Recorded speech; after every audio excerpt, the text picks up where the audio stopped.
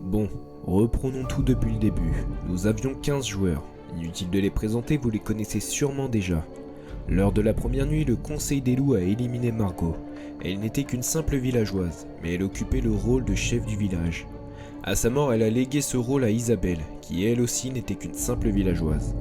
Parmi les rôles que nous connaissons à ce stade, il y a Cupidon incarné par Laurent, ainsi que la sorcière jouée par Cécile, qui d'ailleurs n'a toujours pas utilisé sa potion. Nous avons également eu la voyante, c'était Maxime, mais il a été éliminé à la première assemblée du village. Du côté des morts, Anissa a été dévorée par les loups, et parmi ces mêmes loups, deux sont désormais hors jeu, Sax et Alan. Sax était sous le feu des soupçons depuis un long moment déjà, il a même fini par être trahi par ses propres loups. De son côté, Alan est tombé à cause de Laurent.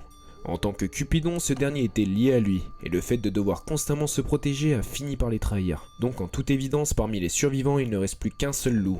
Mais alors, qui est-il ? Il est fort probable qu'on ait la réponse vendredi, mais de mon côté, j'ai mené une petite enquête pour tenter de le démasquer. Ce qui est sûr, c'est que la série veut clairement pas qu'on le trouve. Les pistes sont brouillées, et ce volontairement. Malgré tout, en cherchant le moindre détail, deux noms ressortent du lot. Je parle évidemment de Pauline et Johan. Déjà, nous pouvons éliminer tous ceux dont nous connaissons les rôles, mais aussi Jennifer et Amélie. Ces dernières sont arrivées après le Conseil des loups. Il est donc impossible que l'une d'entre elles soit le loup. De cette manière, la liste se rétrécit encore un peu plus. Maintenant, revenons au deuxième épisode. Lors de la quête où les joueurs doivent enlever leurs chaussures, un détail saute aux yeux.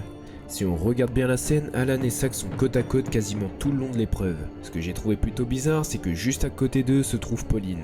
Et ces trois-là sont bizarrement très impliqués dans la quête. Alan lui va se montrer particulièrement investi, il échange beaucoup avec les autres joueurs. Sax de son côté va se rendre dans la salle pour donner un indice qui au final va le condamner pour le reste du jeu. Pour Pauline c'est différent, on a le droit à une scène plutôt étrange. Elle évoque la solution à l'épreuve, mais elle le dit bien avant qu'Isabelle s'approprie l'idée. D'ailleurs cette idée piquée va faire naître quelques soupçons sur Isabelle. Est-ce que c'est une action enlever sa chaussure droite? Je sais pas.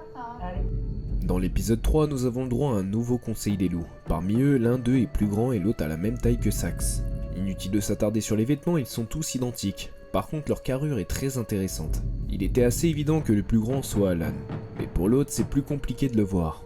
D'ailleurs, je suppose que c'est Alan qui a évoqué Anissa et Cécile.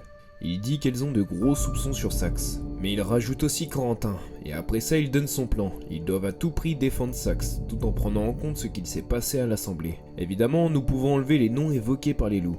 Maintenant il nous reste plus qu'à voir qui va défendre réellement Sax. Après ça, Anissa est dévorée par les loups.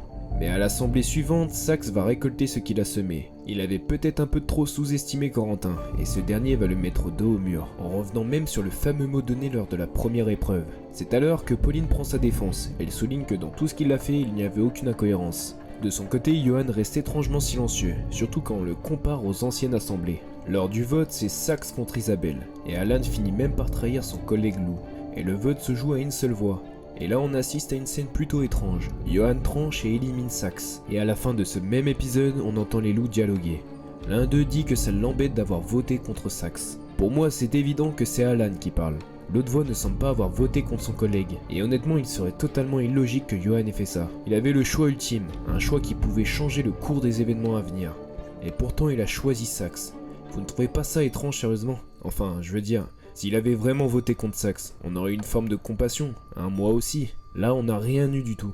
Mais maintenant, faisons le point sur Johan. Depuis le début, il y a eu quelques éléments troublants, notamment des surréactions, mais rien de réellement choquant. Il paraît même déconnecté du jeu à certains moments, ce qui me laisse penser qu'il n'est pas du tout loup. On le voit notamment quand Seb piège Alan et Pauline.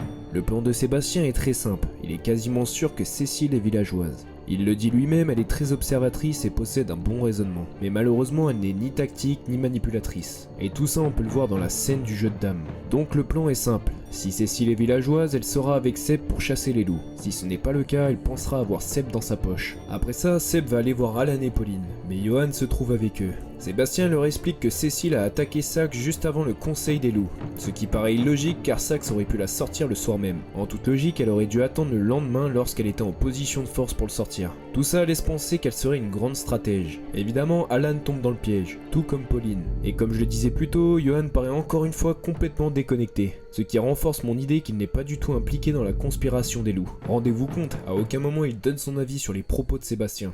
Donc en toute logique, on pourrait se dire que le dernier loup est Pauline. Mais en réfléchissant à tout ça, il y a quelque chose de louche. Le problème qu'on a, c'est que la série met beaucoup trop l'accent sur Johan et Pauline, mais notamment dans l'épisode 6. Alors cacherait-il quelque chose ? Ou plutôt quelqu'un. Dans ce même épisode, lors d'une discussion avec Laurent, Alan cite Johan, Pauline et Cécile. Il les met tous dans le même panier, ou du moins au même rang. On le sent se réjouir de la tournure des événements, ce qui paraît logique quand on sait que son objectif premier est d'éliminer tous les loups et tous les villageois. Mais pour ça, il doit gagner avec Laurent. Il mentionne également que beaucoup soupçonnent Pauline, sans jamais préciser s'il en est lui-même la cause. Et retenez bien ce détail car il est très important. Plus tard, Alan va lancer l'alerte sur Johan, Pauline, JB et Seb. Évidemment, le troisième loup va venir confronter Alan. Il lui dit que de plus en plus de personnes commencent à le suspecter à cause de lui. Bien sûr, Alan renie tous les faits, mais réfléchissons 5 minutes. Depuis le début de la vidéo, j'ai fait exprès d'éviter un joueur. Et logiquement pour vous, une nouvelle tête devrait apparaître à l'horizon. Je parle évidemment de JB. Parmi les noms cités par Alan, la plupart sont connus. Il n'y a que Johan et Pauline qui restent mystérieux.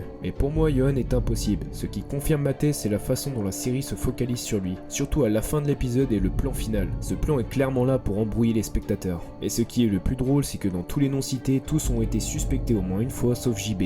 Depuis le début de la série, il passe complètement sous les radars. C'est quand même bizarre qu'on n'a jamais entendu aucune suspicion sur lui. Ou du moins jusqu'à présent. Donc maintenant, tout se joue entre Pauline et JB. Et pour confirmer mes propos, il faut revenir au vote qui a fait sortir Saxe. Ce soir-là, JB et Pauline ont voté contre Isabelle, ce qui est plutôt étrange surtout quand on prend en compte tout ce que j'ai pu dire jusqu'à présent. D'ailleurs, JB faisait partie des personnes qui ont pris la parole pour défendre Saxe. Et si on revient aussi à l'épreuve du théâtre, ils étaient tous les deux présents. JB va même maintenir les suspicions sur Laurent pour pouvoir passer au pupitre et donner la réponse. Évidemment, à ce moment-là, il est difficile de comprendre ce qu'il aurait pu dire exactement. Après, bien sûr, il se peut que le dernier loup soit Pauline. Cette dernière est consciente que sa douceur peut être trompeuse, ce qui nous montre clairement son côté manipulatrice. Elle est également plutôt plate à certaines occasions, notamment lors de la découverte de la carte de Saxe. Tous ces éléments m'ont aveuglé au début, et pour être honnête avec vous, je trouvais que quelque chose clochait dans ce raisonnement autour de Johan et Pauline. Mais quand on prend un peu de recul sur tout ça et qu'on sort de ce brouillard artificiel créé par la série, eh bien on comprend un peu mieux les choses. Et je pense que Maxime aussi avait compris. Il avait réussi à parler avec Pauline, lui accordant même sa confiance, mais pas envers Saxe. Ce qui est plutôt bizarre, car si vraiment le dernier loup était Pauline, à ce moment-là ils auraient pu éliminer Maxime et éviter tout risque. Pourtant il n'en est rien. Maintenant revenons sur le dernier point non élucidé. Je vous avais dit que le troisième loup avait une taille et une carrure similaires à Saxe. Évidemment, Pauline ne tient pas du tout la route. De plus, si on met la vidéo sur pause à un certain moment, on peut voir que la peau du troisième loup est blanche. On peut même rajouter à ça une démarche assez masculine. On peut ajouter à ça les plans de caméra. Quand les caméras filment les sorties des loups, la maison du suspect semble se trouver plus sur la droite du village. Et pour terminer, en écoutant attentivement la voix et le type de langage du loup, on peut reconnaître le timbre de voix de JB. Tout ça reste assez étrange. Et si on regarde le dernier vote qui fait sortir Laurent et Alan, JB semblait être en désaccord total avec Alan. Comme s'il cherchait à le faire tomber.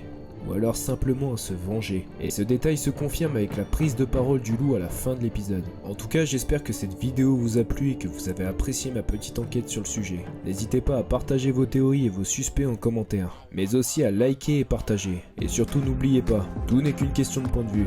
Et après tout, ce n'est qu'une théorie, non ?